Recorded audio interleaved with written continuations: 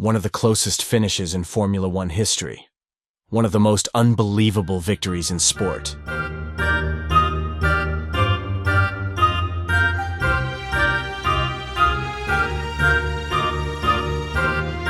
Gilles Villeneuve and his teammate Jody Scheckter had a terrible year in the 1980 season.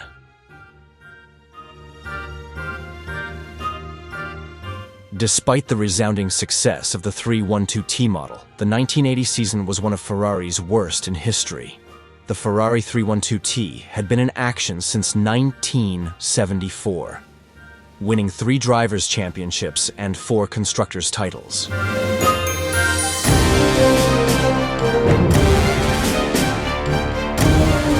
Formula One was going through a period of many changes and innovations. The Gordon Murray-designed fan car sucked air out from underneath the machine to give it increased downforce. Brabham hadn't yet. The late 1970s were marked by the development of ground effect cars. These cars used the Venturi effect, which accelerated the air passing underneath the car, creating a low-pressure zone that practically glued the car to the ground. This effect drastically increased the car's downforce, significantly boosting cornering speeds. This concept was introduced by Colin Chapman in his revolutionary Lotus 78 during the 1977 season. From then on, engineers from all teams focused their efforts on this technology.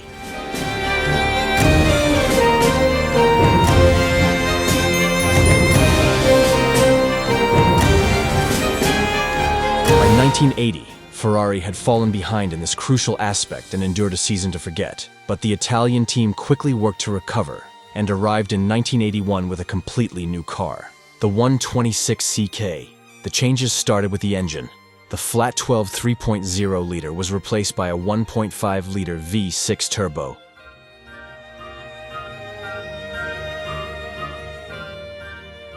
Another drastic change, the 126CK was designed to maximize the ground effect, making it Ferrari's first true wing car. It was one of only 3 cars on the grid that year with a turbo engine. However, turbocharging was still a rudimentary technology with considerable turbo lag. The car was extremely fast, but its engine was unreliable, and its aerodynamics were highly unstable.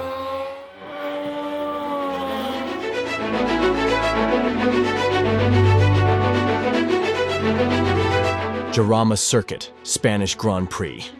It was the 7th round of the season. Nelson Piquet was battling with the Williams duo of Carlos Reutemann and Alan Jones for the championship lead, which was in the hands of the Argentine. Ferrari was coming off an unexpected victory in Monaco, but otherwise had a season full of poor results and mechanical failures. That year, Gilles Villeneuve had a new teammate, the Frenchman Didier Pironi. Both were struggling with the new car. Unreliable, but highly promising.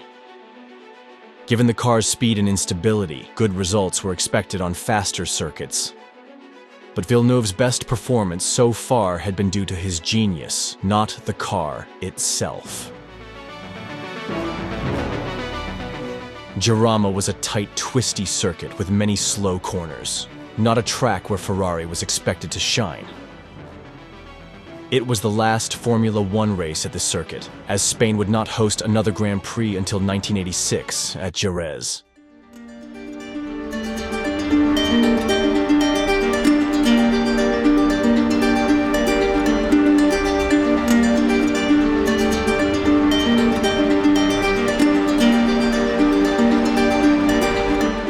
Despite the encouraging result in Monaco, Friday's practice session crushed Ferrari's hopes.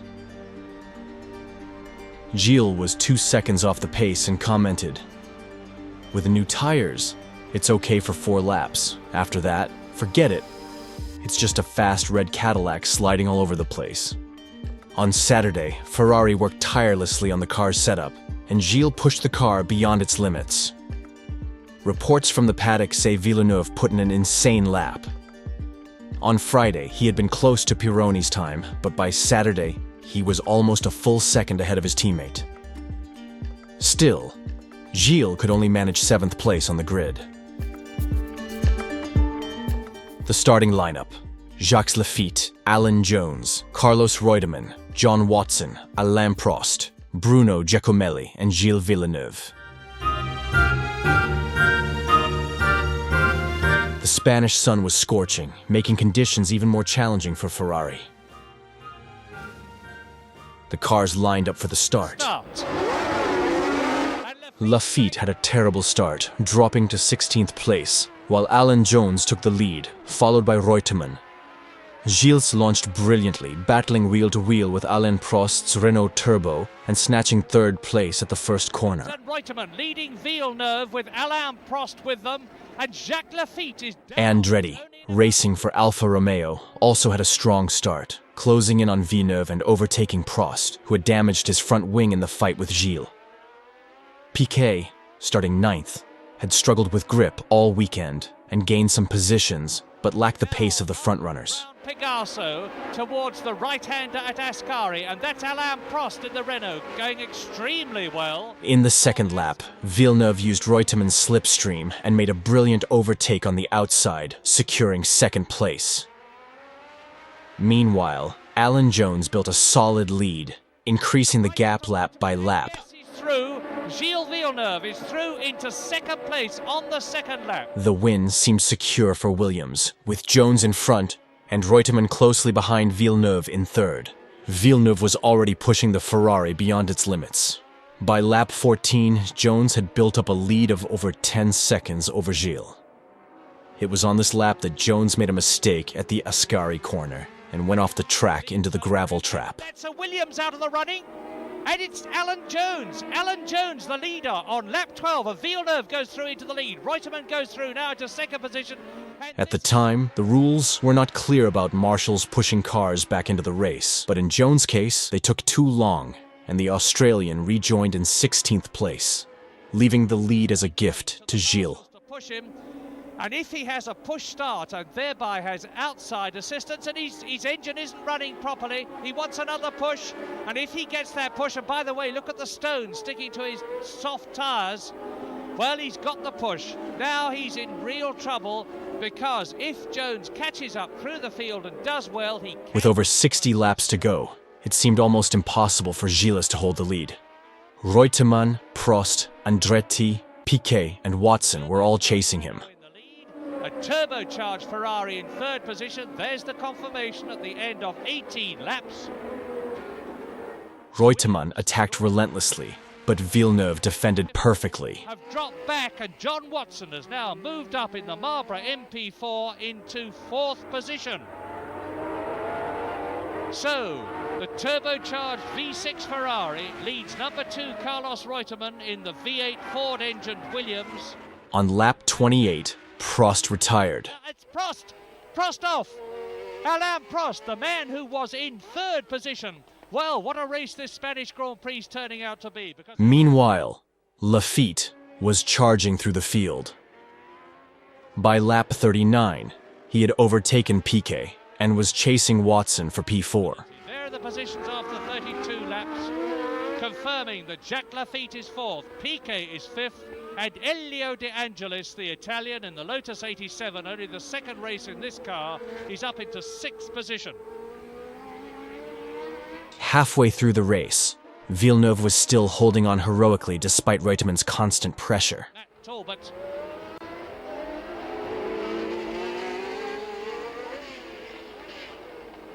then, disaster for Piquet. He collided with Andretti, ending his race.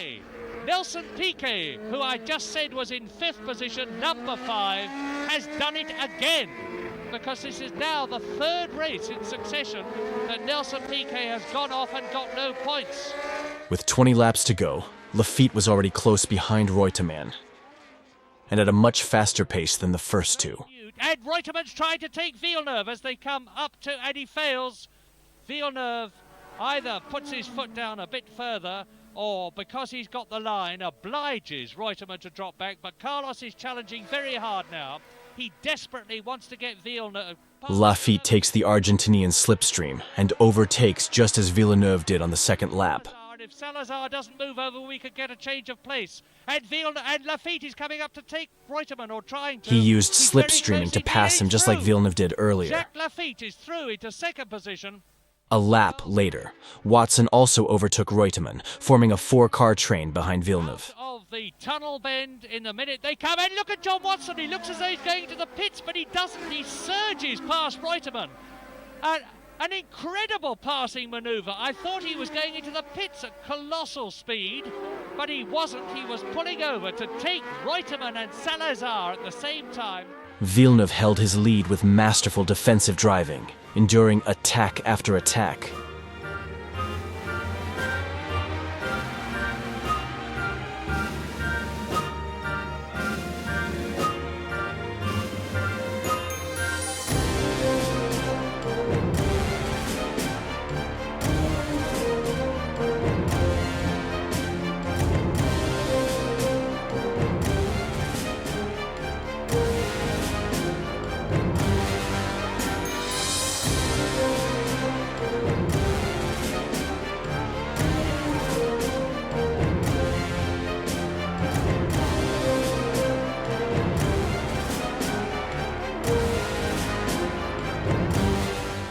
With 14 laps to go, Gilles was still in first place, with De Angelis in fifth place, 3 seconds behind him. It was like a train with 4 cars behind, with Villeneuve, Laffite, Watson, Reutemann, and De Angelis completing the top 5. There was an attack on practically every corner. The extremely tight track and difficult to overtake, characteristics that normally made a race boring, was what was adding excitement to that Grand Prix. Is right with Carlos Reutemann in 4th position. With 10 laps to go, the gap between Gilles and De Angelis was less than a second and a half. It was a high-speed chess match, a ballet of precision and bravery. Villeneuve placed his car in the most improbable spots, blocked at the exact right moments, and forced his rivals into mistakes. Again, misses his gear, misses a braking point, goes a fraction of an inch offline. It will give a chance for the whole complexion of the race to change, because the man behind him will be passed and through and probably take somebody else with him as well. So it's going to go like this right to the line. Obviously the cars are beautifully set up. They're obviously handling superbly. All the drivers are in their rhythm. Now up into 2nd, 3rd, 4th gear, stay in 4th, and Laffite is going to try and take him on the last corner but 1. Now it's Laffite is right up alongside him. He's into the last corner. Now he lines it up. Villeneuve lines it up, gets his foot down. The entire pack reached the final lap glued to his rear wing, but no one could pass. Villeneuve crossed the finish line with only 1.2 seconds separating the top 5. It was his last victory in Formula One, and one of the most brilliant in history. That day, Gilles Villeneuve didn't just win a race, he defied logic, physics, and cemented his place in eternity.